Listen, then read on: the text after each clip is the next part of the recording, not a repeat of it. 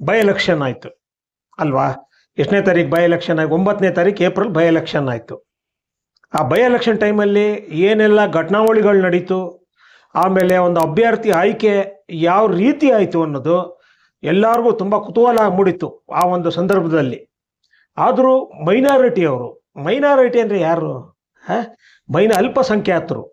ಅವ್ರು ಎಂದೆಂದಿದ್ರು ಕಾಂಗ್ರೆಸ್ಸೇ ಉಸಿರು, ರಕ್ತಗತವಾಗಿ ಕಾಂಗ್ರೆಸ್ ಅನ್ನೋ ಅಂತ ಜನಾಂಗದವರು ಅವರು. ಯಾರು? ಕಾಂಗ್ರೆಸ್ ಅಂತಾರೆ, ಪ್ರಾಣನೇ ಕೊಡ್ತಾರೆ, ತ್ಯಾಗ ಮಾಡ್ತಾರೆ. ಆದರೆ ಅವ್ರ ಬಗ್ಗೆ ನಮಗೆ ತುಂಬ ಅನುಕಂಪ ಇದೆ. ನಾವು ಹಿಂದೂಗಳು ಮುಸಲ್ಮಾನರು ಅನ್ನೋದು ಇದರಲ್ಲಿ ಡಿಫ್ರೆನ್ಷಿಯೇಷನ್ ಮಾಡೋಂಗಿಲ್ಲ. ಆದರೂ ಮೊನ್ನೆ ಒಂದು ಅತಾಚುರ್ಯ ನಡೆದೋಯ್ತು. ಈ ಶಾಮನೂರು ಶಿವಶಂಕರಪ್ಪ ಅವರು ತಮಗೆಲ್ಲರಿಗೂ ಗೊತ್ತಿರೋಂಗೆ ಇಡೀ ದಾವಣಗೆರೆಯಲ್ಲಿ ಸತತವಾಗಿ 5ರಿಂದ 6 ಬಾರಿ ಅವರು ಶಾಸಕರಾಗಿ ಆಯ್ಕೆ ಆಗಿದ್ದರು. ಅವರು ಎಲ್ಲ ಒಂದು ಜಾತಿನೂ ಒಗ್ಗೂಡಿಸ್ಕೊಂಡು ಹೊಂದಿಡ್ಕೊಂಡು ಹೋಗ್ತಾನೆ ಬಂದರು. ಅವರು ತುಂಬ ಹೆಚ್ಚು ಕಡಿಮೆ 95 ವರ್ಷ ಆಗಿರ್ಬೇಕು. ಅವರು ನಿಧನರಾದರು. ನಿಧನರಾದಾಗ ಆ ಉಪಚುನಾವಣೆ, ಆ ಸ್ಥಾನ ಅಲ್ಲಿ ಖಾಲಿ ಆಯಿತು. ಬಾಗಲಕೋಟೆದು ಇದೆ, ನಾನೀಗ ಬಾಗಲಕೋಟೆದು ಮಾತಾಡೋಕ್ಕೆ ಹೋಗ್ತಾ ಇಲ್ಲ. ಮೇಟಿಯವರು ನಿಧಾನ ಹೊಂದರು, ಅಲ್ಲಿ ಅವ್ರ ಮಗನ ಟಿಕೆಟ್ ಕೊಟ್ಟಿದ್ದಾರೆ, ಒಪ್ಕೊಳ್ಳೋಣ. ಆದರೆ ನಾನು ಇವತ್ತು ಬಂದಿರೋದು ಒಂದು ಉದ್ದೇಶ, ದಾವಣಗೆರೆಯಲ್ಲಿ ಏನು ನಡೀತು ಬೈ ಎಲೆಕ್ಷನ್ ಟೈಮಲ್ಲಿ ಕೆಲವು ಘಟನಾವಳಿಗಳ ಬಗ್ಗೆ ನಾನು ಹೇಳೋದಕ್ಕೆ ವ್ಯಕ್ತಪಡಿಸ್ತಾ ಇದ್ದೀನಿ. ನೋಡಿ, ಅಲ್ಲಿ ತಮಗೆಲ್ಲರಿಗೂ ಗೊತ್ತಿರೋಂಗೆ ಮುಸಲ್ಮಾನರುಗಳು ಬಂದು 70,000 ಜನ ಮತದಾರರಿದ್ದಾರೆ. 70ರಿಂದ 80,000 ಜನ ಅಂತಲೇ ತಿಳ್ಕೊಳ್ಳಿ ಅಲ್ವಾ? ಅದು ಯಾವುದು? ದಾವಣಗೆರೆ ದಕ್ಷಿಣ ನಾನು ಮಾತಾಡ್ತಾ ಇರೋದು. ಆಗ ಅಲ್ಲಿ ಪೈಪೋಟಿ ನಡೀತು. ಯಾಕೆ? ಶಾಮನೂರು ಶಿವಶಂಕರಪ್ಪ ಅವರ ಮಗ ಮಲ್ಲಿಕಾರ್ಜುನ್, ಅವ್ರ ಮಗ ಅಂದರೆ ಶಾಮನೂರು ಶಿವಶಂಕರಪ್ಪ ಅವರ ಮೊಮ್ಮಗ ಸಮರ್ಥ್. ಇನ್ನು ಸಮರ್ಥ್ ಚಿಕ್ಕ ಹುಡುಗ, 24-25 ವರ್ಷದ ಒಳಗಡೆನೆ ಇರೋಂಥ ಹುಡುಗ. ಅವರು ಮೊನ್ನೆ ತಾನೇ ವಿದೇಶದಿಂದ ಅವರು ವ್ಯಾಸಂಗ ಮುಗಿಸ್ಕೊಂಡು, ಉನ್ನತ ವ್ಯಾಸಂಗ ಅಂತೆ, ಅದೇನು ನಮಗೆ ಸರಿ ಗೊತ್ತಿಲ್ಲ, ಮುಗಿಸ್ಕೊಂಡು ಅವರು ಭಾರತಕ್ಕೆ ಬಂದು ದಾವಣಗೆರೆಯಲ್ಲಿ ಇದ್ದರು ವ್ಯವಹಾರಗಳು ನೋಡಿಕೊಂಡು. ಅವ್ರಿಗೆ ರಾಜಕೀಯದಲ್ಲಿ ಅಂಥ ಅನುಭವ ಭಾಳ ಕಡಿಮೆ, ಅದೆಲ್ಲರಿಗೂ ಗೊತ್ತಿರೋಂಗೆ. ಅಲ್ಲಿ ಅಭ್ಯರ್ಥಿಗಳ ಆಯ್ಕೆ ನಡೆಯುವಾಗ ಶಾಮನೂರು ಶಿವಶಂಕರಪ್ಪ ಅವರು ವಚನ ಕೊಟ್ಟಿದ್ದರಂತೆ, ಯಾರಿಗೆ? ಅಲ್ಪಸಂಖ್ಯಾತರಿಗೆ. ನಾನು ಕಾಲವಾದ ನಂತರ ನೆಕ್ಸ್ಟ್ ಚಾನ್ಸ್ ಬಂದು ಮೈನಾರಿಟಿ ಅವರಿಗೆ, ನಿಮ್ಮ ಮುಸಲ್ಮಾನರಿಗೆ ಅವಕಾಶ ಮಾಡಿಕೊಡ್ತೀನಿ ಅಂತ ಮಾತು ಕೊಟ್ಟಿದ್ದರಂತೆ. ಸರಿನಾ? ಅದಕ್ಕೋಸ್ಕರ ಇಡೀ ಅಲ್ಪಸಂಖ್ಯಾತರು ಹಿಂದುಳಿದ ವರ್ಗ ರಾಜ್ಯ ಮಟ್ಟದಲ್ಲಿ ಜಬ್ಬಾರ್ ಖಾನ್ ಅವರು ಉಪಾಧ್ಯಕ್ಷರಾಗಿದ್ದರು, ಎಲ್ಲರಿಗೂ ಗೊತ್ತಿರೋಂಥ ವಿಚಾರ. ಆಗ ನಮ್ಮ ಸಚಿವರು ಸಿದ್ದರಾಮಯ್ಯವರ ಆಪ್ತರು ಅಂದರೆ ಮಗನ ಸ್ಥಾನದಲ್ಲಿರೋಂಥವ್ರು ಜಮೀರ್ ಅಹಮದ್ ಬಗ್ಗೆ 2-3 ಮಾತಾಡೋಂಗಿಲ್ಲ. ಅವ್ರು ಜಮೀರ್ ಅಹಮದ್ ಅವರ ವಿಶೇಷವಾದ ಒಂದು ರಾಜಕಾರಣಿ ವ್ಯಕ್ತಿತ್ವನೇ ಅವ್ರದ್ದು ವಿಶೇಷತೆ. ಅವರು ಸದಾ ಬಡವರ ಬಗ್ಗೆ ಕಳಕಳಿ, ತುಂಬ ಒಳ್ಳೆಯ ವ್ಯಕ್ತಿಯಾಗಿದ್ದಾರೆ, ಅವರು ಆದರ್ಶಮಯ ವ್ಯಕ್ತಿಯಾಗಿದ್ದಾರೆ. ಆಮೇಲೆ ಅವರು ಇತ್ತೀಚೆಗೆ ತುಂಬ ಇಡೀ ದೇಶದಲ್ಲಿ, ಬರೀ ರಾಜ್ಯ ಮಟ್ಟದಲ್ಲ, ಇಡೀ ದೇಶದ ಮಟ್ಟದಲ್ಲಿ ಗಮನ ಸೆಳೆದಿದ್ರು. ಏನು? ಅಲ್ಪಸಂಖ್ಯಾತರ ನಾಯಕ ಅಂತ ಬಿಂಬಿತವಾಗಿದ್ದಾರೆ ಅವರಾಗಲೇ. ಅಂಥ ವ್ಯಕ್ತಿ ಬಂದು ಯಾಕೆ ಅವರು ನಮ್ಮ ಜನಾಂಗ ಮುಸಲ್ಮಾನರಿಗೆ, ಅಲ್ಪಸಂಖ್ಯಾತರಿಗೆ, ಹೌದು ಅವ್ರಿಗೂ ಒಂದು ಆಸೆ ಇರುತ್ತಲ್ವಾ, ಸಮುದಾಯ, ಅವರು ಸಪೋರ್ಟ್ ಮಾಡಿದ್ರು. ಅವರು ನಮ್ಮವ್ರಿಗೆ ಸೀಟ್ ಕೊಡಬೇಕು, ಹೈಕಮಾಂಡಿಗೆ ನಮ್ಮವ್ರಿಗೆ ಸೀಟ್ ಕೊಡಬೇಕು, ನಮ್ಮ ಅಲ್ಪಸಂಖ್ಯಾತರಿಗೆ ಇದೊಂದು ಸಲ ಅವಕಾಶ ಮಾಡಿಕೊಡಿ, ತುಂಬ ಕಳಕಳಿಯಿಂದ ಕೇಳಿಕೊಂಡು ತುಂಬ ಹೋರಾಟ ನಡೀತು. ಈ ಕಡೆ ಶಾಮನೂರು ಶಿವಶಂಕರಪ್ಪ ಅವರ ಮೊಮ್ಮಗ ಸಮರ್ಥಿಗೆ ತುಂಬ ಪೈಪೋಟಿ ನಡೀತು. ಆದರೂ ತುಂಬ ಜನ ಏನು ನಿರೀಕ್ಷೆ ಮಾಡಿದರು, ಮುಸಲ್ಮಾನರು ಕೊಟ್ಟರೆ ಮುಸಲ್ಮಾನರು ಓಟ್ 70,000 ಓಟ್ ಅಲ್ಲಿ ಬರುತ್ತೆ, ಗೆಲ್ಲೋದು ಕತ್ತಿತ್ತ ಬುತ್ತಿ, ಖಚಿತ ಆಗಿತ್ತು ಗೆಲ್ಲೋದು ಅಲ್ವಾ? ಅದು ಗೊತ್ತಿರೋ ಅಂಥ ವಿಚಾರನೇ. ಆದರೂ ಹೈಕಮಾಂಡಲ್ಲಿ ಅದೇನು ನಡೀತೋ ಗೊತ್ತಿಲ್ಲ. ಅಂತಿಮವಾಗಿ ಸಮರ್ಥನ ಆಯ್ಕೆ ಮಾಡಿದ್ರು. ಯಾವಾಗ ಸಮರ್ಥ ಆಯ್ಕೆ ಮಾಡಿದ್ರು ಕಾಂಗ್ರೆಸ್ ಅವರು ಹೈಕಮಾಂಡಿಂದ, ಇಲ್ಲಿ ಭಿನ್ನಾಭಿಪ್ರಾಯಗಳು ಸ್ಟಾರ್ಟ್ ಆಗೋಯ್ತು. ಕಾಂಗ್ರೆಸ್ಸೇ ಒಡೆದೋಗೋ ಅಂಥ ಮಟ್ಟಕ್ಕೆ ಬಂದ್ಬಿಡ್ತಿದ್ವಿ. ಅಲ್ಪಸಂಖ್ಯಾತರುಗಳು ಹೋರಾಟ ಮಾಡಿದ್ರು ತಾವೆಲ್ಲ ಮಾಧ್ಯಮದಲ್ಲಿ ನೋಡ್ತಾ ಇದ್ದೀರಾ. ನಾವು ಯಾವುದೇ ಕಾರಣಕ್ಕೂ ಈ ಸಲ ಕಾಂಗ್ರೆಸ್ಸಿಗೆ ಬೆಂಬಲ ಇಲ್ಲ. ನಾವು ಈ ಸಲ ತಪ್ಪಿ ಹಂಗೆ ಓಟ್ ಹಾಕ್ದೇರೂ ಹಂಗೆ ಎದ್ದು ಬಿಡ್ತೀವಿ. ಇಲ್ಲ ಒಂದು ಸ್ವಲ್ಪ ಒಂದು 20%, 30% ಬಿ ಜೆ ಪಿಗೆ ಹೋಗೋ ಚಾನ್ಸಸ್ಸು ಇದೆ. ಶ್ರೀನಿವಾಸ್ ದಾಸ್ ಕರಿಯಪ್ಪ ಅಂತ ಬಿ ಜೆ ಪಿಯವರು ಅಭ್ಯರ್ಥಿ ಬಂದು, ಅವರು ತುಂಬ ಬಡತನದಿಂದ ಬಂದು ಇರೋಂಥವ್ರಂತೆ, ತುಂಬ ಒಳ್ಳೆ ಆದರ್ಶಮಯ ವ್ಯಕ್ತಿ ಅಂತೆ, ಸದಾ ಸಾಮಾನ್ಯ ಜನರ ಜೊತೆಗೆ ಬೆರೀತಾರಂತೆ, ಒಳ್ಳೆ ಹೆಸರು ಮಾಡಿರೋಂಥ ವ್ಯಕ್ತಿ ಅಂತ. ಯಾರು candidate, B J P candidate Srinivas Das Kariyappa ಅಂತ. ಅವರು ಭಾಳ ವರ್ಷಗಳಿಂದ ರಾಜಕೀಯದಲ್ಲಿ ಬಂದಿದ್ದಾರೆ. ರಾಜಕೀಯದಲ್ಲಿ ತುಂಬ ಸಾರ್ವಜನಿಕ ಸೇವೆಯಲ್ಲಿ ತೊಡಗಿಸ್ಕೊಂಡಿದ್ರು. ಅವ್ರಿಗೆ ಒಳ್ಳೆ ಉತ್ತಮವಾದ ಭವಿಷ್ಯ ಇದೆ ಅಂತ ಜನಗಳೆಲ್ಲ ಮಾತಾಡ್ಕೊಳ್ತಾ ಇದ್ದರು ದಾವಣಗೆರೆಯಲ್ಲಿ. ಇದೊಂದು ಅವಕಾಶ ಬಿ ಜೆ ಪಿಯವರು ಸದುಪಯೋಗ ಮಾಡಿಕೊಂಡ್ರು.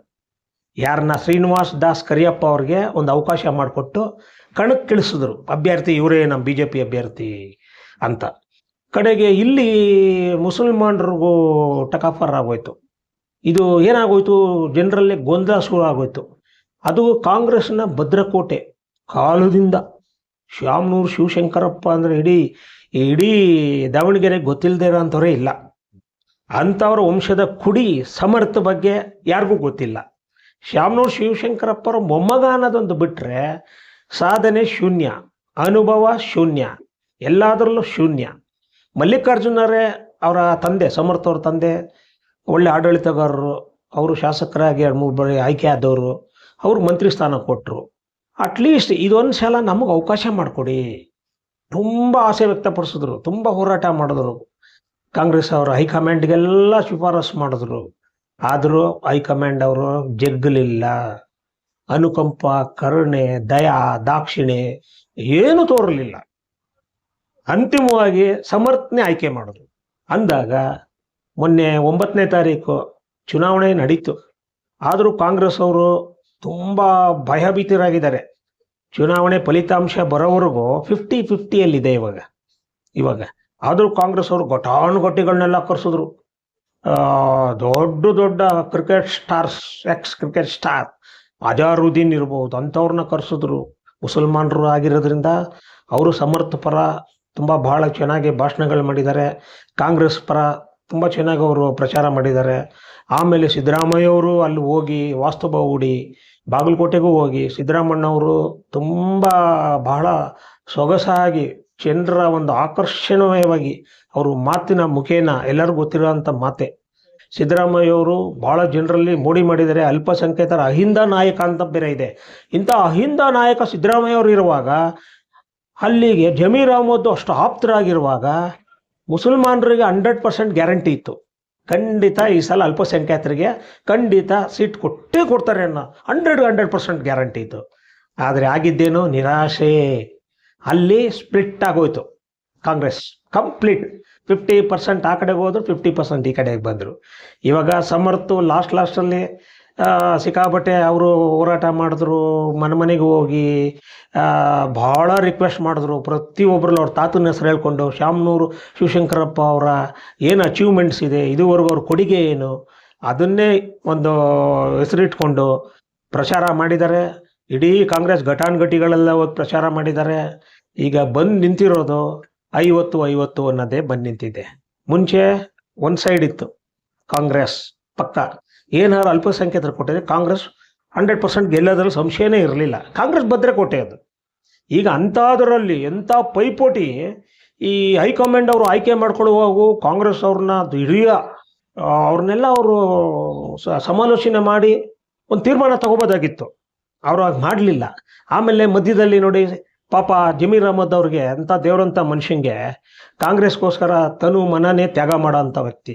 ಸಿದ್ದರಾಮಯ್ಯ ಅವ್ರನ್ನ ಒಂದು ತಂದೆ ಸ್ಥಾನದಲ್ಲಿ ನೋಡ್ತಾ ಇದ್ದಾರೆ. ತಂದೆ ಮಗನ ಸ್ಥಾನದಲ್ಲಿದ್ದಾರೆ ಅವರು. ಅಷ್ಟು ಅನ್ಯೋನ್ಯತೆ ಇಬ್ಬರಲ್ಲೂ, ಯಾವ ಒಂದು ಸೀಕ್ರೆಸಿನೇ ಇಲ್ಲ ಇಬ್ಬರಲ್ಲಿ. ಸಿದ್ದರಾಮಯ್ಯ ಹೇಳ್ದಂಗೆ ಅವ್ರು ಕೇಳ್ತಾರೆ, ಇವ್ರು ಹೇಳ್ದಂಗೆ ಸಿದ್ದರಾಮಣ್ಣವರು ಅಷ್ಟು ಚೆನ್ನಾಗಿದ್ದಾರೆ ಅವರು.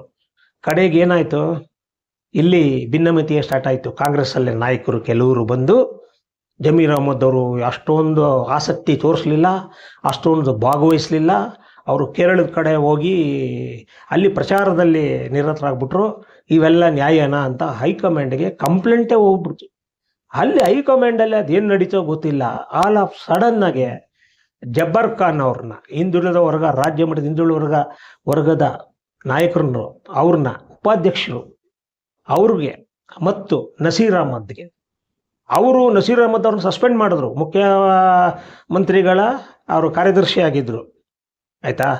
ಅಂಥವ್ರಿಗೂ ಪಕ್ಷದಿಂದ ಅವರು ಇದು ತೆಗೆದಾಕ್ಬಿಟ್ರು.